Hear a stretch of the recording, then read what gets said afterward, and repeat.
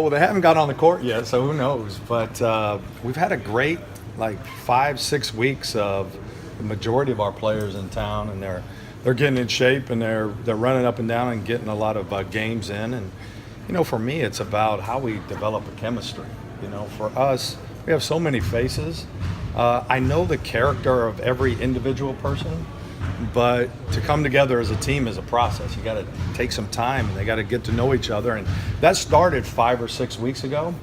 And I'm happy with where they're at right now. But tomorrow they get on the court, they compete like crazy against each other, and then we'll see where it goes. Is there a position battle, or maybe it's an aspect of the team you're really curious about? You just have a lot of unknowns standing here today. Well, I would reverse that. I'd say that the battle at center is pretty much set. We got that one. But I like battle at every position. I like that. I think that there's a healthy competition that brings out the best in you. And, good teams always do this, in that if you practice harder than you play the games are easier. And, I want guys going at each other and then picking each other up when we can. Because in the NBA, the one thing I'm absolutely certain is you get your chance. It may be 5 games in and maybe 25 games in, but almost everybody gets an opportunity to play in this league because it's so long. Ken, does this feel like LaMarcus and Brandon all over again, where if we can just hit on these two guys, we might have something here? I've not thought about it like that, but, Miles' ceiling is so high. We're so excited about him, and he brings a youthful exuberance to the game, and you kind of need that now, over 82 games. And Victor, for me, is, averaging 16, 4, and 4 last year with the team that he got some opportunity but didn't get as much. He'll have a lot more opportunity here, and so I want to see those guys grow as the year goes on. I want them to be better in December and January and February, and I want the veterans to lead this team. Thaddeus has to lead. Al has to lead. Whether they're playing 10 or 35 minutes, they have to lead. They've got to show the young guys what it's all about because we have so much youth. How do you think being a sixth man will suit Lance? I love him at that position, and what it really reminds me of Ginobili a long time ago. Because what happens is you can't get everybody the opportunity to score and make plays in the first 5 minutes and the first 5 players. So when you come off a bench and you have somebody that can make plays, Lance is a willing passer. We got to put shooters out there with him, but he's a willing passer, and I like that role for him. Lance could get a little crazy at times. Sometimes you got to slow him down, but I like that. I like that he brings us unique experience to the game, and he gets fired up, and he gets his teammates fired up. And, if we can corral that, we really have something. How convenient is it that you were able to hit the reset button with everything that is going on with the Eastern Conference? I don't know if convenient is the word I would use. Sometimes the NBA is cyclical, right? In our market, we did our best for 6, 7, 8 years to be the best we possibly could. We grew up to Eastern Conference Finals teams. We tried to sustain that. But then there becomes a new cycle, and I wouldn't say we hit the reset button. What we tried to do is we tried to bring in some guys that can be competitive. Herb has made it perfectly clear that the ideal situation is bring in good kids, good talent, and let them grow together, whether they're 23 or 28. So we've got a lot of more growth, but I'm excited about that. What are you looking forward to most when it comes to Vic? And could we be looking at an all-star caliber season, probably, you think? Well, you're going to have to get his player usage rate up. That's a sort of a fancy way of saying give him the ball, right? Mm-hmm. But we're going to have to give him the ball and let him make plays. Him and Lance, a lot of people say, well, they don't mix, but I like them on the court at the same time. What happens is you watch some of the really high-level teams, they have 3 guys that can make plays on the court at one time. And, bigs are becoming less prevalent. And so you have to have 3 perimeter guys making plays. And, we got to put Victor with the ball, give him opportunity to make plays. And, I'm still a believer. I guess I'm a little old school with this, but I believe in that if you make 3 good plays and 1 bad, you're still doing pretty good. And I don't think we can overreact to the bad plays. We got to give him the ball, let him learn. Because that doesn't, Tom Brady didn't learn that in a season. You got to let guys make some mistakes, give them some confidence. And that's what we're all about. We're one. And we got to get these guys playing above their level and get them out of their comfort level, and Nate will do a good job with that. Kevin, kind of a league-wide question. Your opinion on tanking? Well, it's coming up for vote here pretty soon. I've been on both sides of that where, tanking is, I don't really like that word. I would say that you're just playing your youngs. You're playing your younger players. And I think the new potentially rule with the new percentages could really take that away. And, I like being competitive. I want to go into this gym every single day and say 3 things. We played hard, we played smart, and we played together. And if we do those 3 things, you got a chance to win. And if we do that, I'll be happy. So you're in favor of the new vote?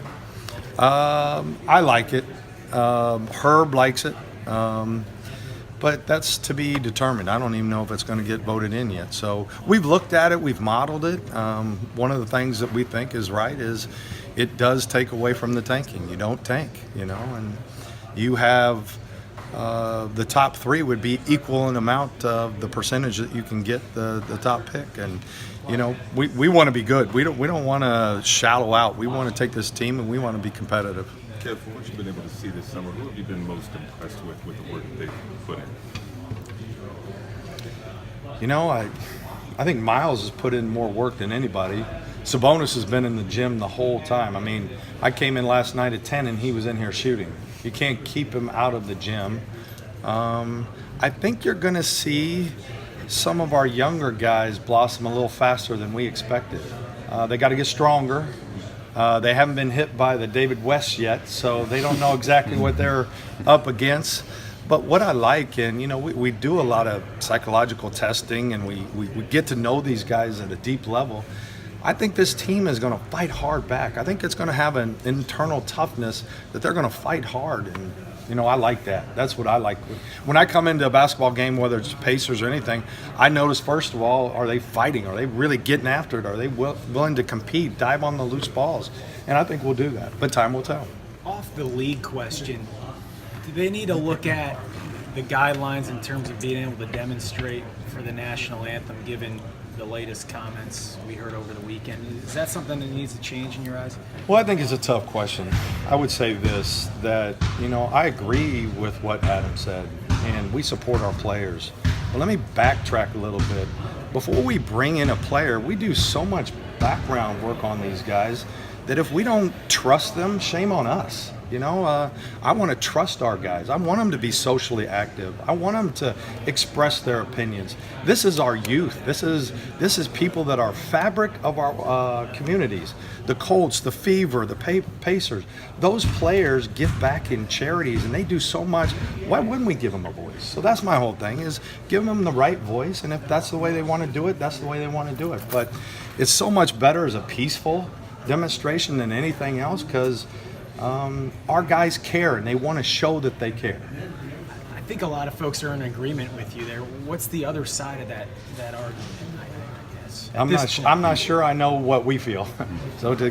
I'm not sure what the other side is. That's our side. Do you think Glenn might be poised for a breakout type I year? do. Motivated after I do. the He's slam had a dunk? good summer. I think he's gotten stronger. He's got to be a little bit better playmaker. I think we were talking earlier about how you have to be on the perimeter. You got to be a playmaker. And so he's got to make the right plays. He's athletic, obviously, but he's got to use that athleticism all the time, and he's got to be determined. Every single game Glenn gets in a game, he's got to impose his will, because sometimes you can be too nice of a guy, and Glenn is just kind of a nice guy, but I think he's really determined to show he can exist in this league. Do you think you guys have enough playmakers at this point? Or is that to be gosh, determined? Scott, I don't know if you can have too many playmakers, You have to have 5. You have to have 3 on the court Right. at one time, but If you have 4 or 5, then the game gets so much easier because the ball moves and you find the open man. And you look at the league right now, it's all about shooting threes. It's either rim twos or threes. And if you're shooting a lot of contested long twos, you're probably going to struggle. That's what the league has done. It's what the league has done with the rules, the hand-checking rules, and the way you can be pretty physical in the post. It's taking the post man away. Speaking of that shooting, are you pleased with the shooting you've added? I was told by a very older, famous general manager, you can never have too much shooting, right? Never have. And so, we like our shooting, but Miles brings it. Thad has worked really hard. We're going to let him shoot threes. Bojan can really shoot the ball. Darren can really shoot the ball. Lance is improving. Victor's improving. I mean, we got to put shooters out there because you got to score 110 points to win in this league right now. So you got to score, and you got to be able to get up and down. Like I said, you got to have 3 to 4 playmakers on the court at one time. I'm sorry, I interrupted you. It was follow-up on Okay, that. gotcha. Heard a few players talk about having a chip on his shoulder. It seems like, is that kind of coming from the top down here after a wild summer? I've met with every player individually, and being specific to the ones that have been traded, yeah. I think they should, I think a lot's been written, but we've turned the page on that. We really have. We wish everybody the best, but we know that Vic and Sabonis love being here, and they're going to play their tails off, and we're going to enjoy watching them. I can tell you that. From a macro perspective, how do you view all the influx in talent heading west? Is it opportunity? Scott, I've never seen anything like it. We look at models. My thing is they're all going west. Next summer they all could go east because half of them are free agents. It's like the balance of power on a year-to-year basis is going to be crazy because there's more player movement than ever before, first of all, and then the shortened contracts, and then the opportunity for these players to get together and say, you know what, let's go here. I think that's going to be more and more. You said you wanted to develop chemistry given there were so many new faces. Yep. The preseason's a little bit shorter now. Do you expect the learning curve in terms of getting that chemistry to be a bit steeper than it has been in seasons past? Well, hopefully we do a lot of yoga together. Are you good at yoga? Is that something Big Al's trying to do now too? Yeah. Big Al could use a little yoga. Actually, Al looks really good. He does. Al's down in weight, and we're happy with where he's at. And he works hard at training camp, so we expect him to be in pretty good shape. What was your question? Just the diminished preseason, trying to get chemistry. 4 games is tough. I mean, I think early on we might not be the team that we are in December and in January. That's why I said for us it's continual improvement. We put everything, all our resources into the culture of development. That doesn't mean that we're not trying to win. It means that every single day, every person in this building is trying to develop, specifically the players, the coaches, the management. We're trying to develop. And so I think that's an important part of this. How did the preseason game with the team from Israel come about? That was Herb. That was Peter Dinwiddie. We'd always wanted to do that. It kind of collaborates with what we do with our summer league. We try to bring in a coach from overseas so we can learn. They're a good team. There's no doubt about it. They'll be a tough test for us in that 4th game. But we like that. That's exposure for us. It's exposure for them. We can learn from them. We can talk to their coaches. We can talk to their players. We can talk to their management. Basketball is worldwide now. So for us, it's a great thing. Are you expecting Edmond to sit out most of the year, or where is he within his rehab? My guess is December, January. He'll probably practice with us a little bit, and then use the rest of his time in the G League. Mm-hmm. Can't get used to that. Not yet. How about EK? I don't know yet. Okay. I want to see him out on the court. I mean, he is a defensive presence right now, today. That's what he'll bring. Whether he can pick up some concepts, whether he can get in great shape. He's been banged up and bruised a little bit, but he should be fine. But health-wise, will he be there day one? I think so. I think there's a pretty good chance, yeah. Has he been able to scrimmage with you guys? Not yet. Done a lot of individual work, but not up and down. What was TJ Leaf's injury? it was his knee, but he's cleared to go. He's 100% now. So he'll be here tomorrow and ready to do 2-a-days. Might be a little bit in terms of holding it back out of the second one, but he's pretty cleared right now. Jared and Ben, are those all for Fort Wayne, obviously? I'm not saying that. No. No, Ben, Jared, they've had really good time here. And look, the one thing I can tell you is I'm going in tabula rasa, clean slate. I want to see who proves himself on the court, because if you come out here, you work hard in the summer, and you prove that you can belong, then we have 2 open roster spots. We can be flexible with that. If a guy catches our eye and is a pacer ethos, we're in. We'll take a chance on that. So I think those 2 guys. Ben has had a terrific summer. He's really impressed everybody in this gym. We think he can be an NBA player, NBA defender first, and then if he can improve his shooting, then he can be a Bruce Bowen type. There was a report like a month ago about Miles Turner signing an extension. Did that happen?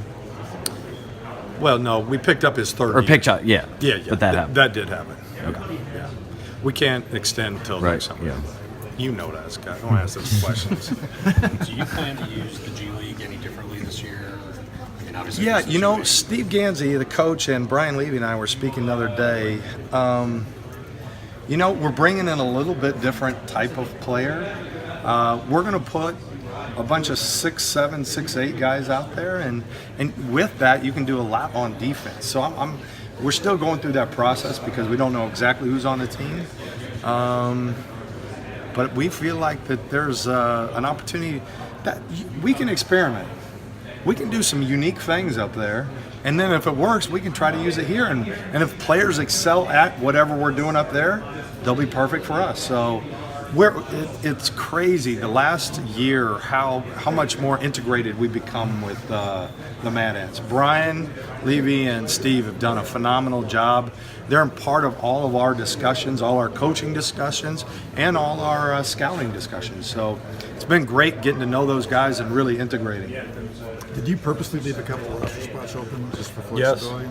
Well, again, it goes back to a healthy competition. I want guys out there knowing that they can make the team if they impress us. And everybody thinks, well, if they go out there and score. No. Sometimes you go out there and you're the best defender for the next 3 weeks. Sometimes if you dive on the ball and you show the most toughness, you got a chance. So we're wide open on those last 2. We may use them, we may not. Just depends. Do you consider yourself in the market for any veteran free agents that are still? I would say this, Mark, that camps get overloaded at this time. And as there's waivings and people get waived, we watch that wire really close. But it has to meet up with our timeline too, you know? So we're watching. We're going to watch closely. Is it important for some of the younger guys like TJ, maybe EK, and certainly Sabonis to get opportunities during the regular season just for evaluation and development? Well, I would say this. They first have to earn it. No one's given anything. We're not going to give anything. TJ's been here. EK's been here. Sabonis, they're earning it by being here every day and developing a relationship with their teammates and their coaches. But if they can't do it on the court, then you can't play them. Does that mean that they won't get an opportunity? They'll get opportunities. It's the NBA. It's 82 games. But they got to earn it too. You know, we don't want any entitlements. We want players walking in this building and saying, "There's no entitlements here."